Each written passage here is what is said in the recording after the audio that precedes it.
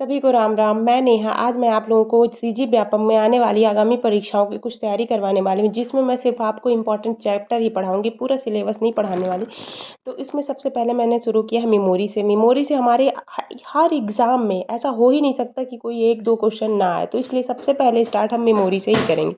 तो सबके सामने में लिखा हुआ दिख रहा है ये मेमोरी के बारे में। तो मेमोरी का सबसे पहले लिखा है, मेमोरी का प्रयोग डाटा, प्रोग्राम और अनुदेशों को स्थायी या अस्थायी तौर पर संग्रहित करने के लिए किया जाता है। तो हम लोगों को खुद भी पता है मेमोरी जैसे कि हमारा ब्रेन, हमारा दिमाग भी तो वही काम करता है ना, कि डाटा कोई भी चीज़ के लिए हम जिसको भी देखते हैं याद कर लेते हैं, जैसा भी चीज़ हमें कोई बोलता है हम याद कर लेते हैं। वैसे ही होता है कंप्यूटर में मेमोरी। मेमोरी भी क्या करता है, डाटा या प्रोग्राम या अनुदेशों को क्या करता है, स्थायी या अस्थायी तौर पर संग्रहित करता है। हमारे दिमाग में भी यही फंक्शन होता है। हम कुछ चीज़ों को जल्दी भूल जाते हैं जिसको भूलना रहता है, और कुछ चीज़ों को हमने याद करके रखा रहता है। तो इसी तरह से मेमोरी का भी है। अब मेमोरी का पहली बार तो मैं इसमें से दो तरह की मैंने मेमोरियाँ लिखी हैं। एक होती है प्राथमिक मेमोरी, या दूसरी द्वितीयक मेमोरी। तो प्राथमिक मेमोरी में हम सीधे प्राथमिक मेमोरी के बारे में दो चार लाइन जानते हैं कि ये होता क्या है। तो सबसे पहले प्राथमिक मेमोरी क्या होता है, सीधे सीपीयू से जुड़ा रहता है, और भी इसमें क्या रहता है, ये एनी टाइम कंप्यूटर से ही जुड़ा रहता है। ये अनेक भागों में बटी होती है। कैसे अनेक भागों में, छोटे छोटे भागों में ये बटी रहती है, जिसे हम क्या कहते हैं, सेल या लोकेशन। ये सीजी व्यापम में एक या दो बार नहीं है, हजारों बार ये क्वेश्चन पूछा जा चुका है। प्रत्येक लोकेशन में एक निश्चित बिट स्टोर की जा सकती है, जिसे हम क्या कहते हैं, वर्ड लेंथ कहते हैं। क्या कहते हैं, वर्ड लेंथ कहते हैं। किसको, जो लोकेशन, पहली बात तो लोकेशन किसे है, किसे कहते हैं हम, जो प्राथमिक मेमोरी होती है वो बहुत छोटे छोटे भागों में बटी होती है, जिसे हम लोकेशन कहते हैं।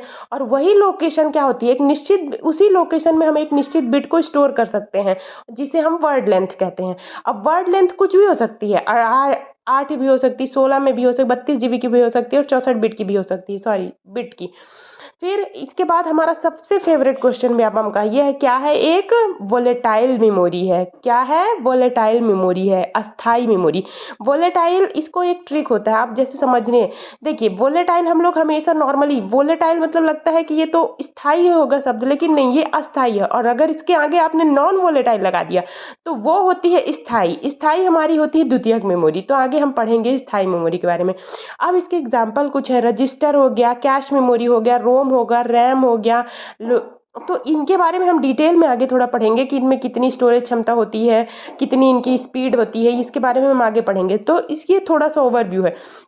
इसके बाद हमारा होता है लोकेशन में डाटा संग्रहित करना। कौन सा लोकेशन, ये जो हमने ऊपर पढ़ा है लोकेशन, इसमें डाटा संग्रहित करने को हम क्या बोलते हैं, लिखना, राइट राइट, इसमें बोलता जाता है लोकेशन में डाटा संग्रहित करना। और लोकेशन में डाटा प्राप्त करना क्या कहलाता है, पढ़ना, रीड करना कहलाता है।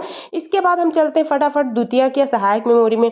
द्वितीयक या सहायक मेमोरी क्या होती है, डाटा या सूचनाओं को बड़ी मात्रा में स्टोर करने की एक जो होती है, बड़ी मात्रा में, इसका काम ही है, डाटा या सूचनाओं को बड़ी मात्रा में स्टोर करने का काम द्वितीयक मेमोरी को होता है। यह कंप्यूटर सिस्टम के बाहर स्थित होता है।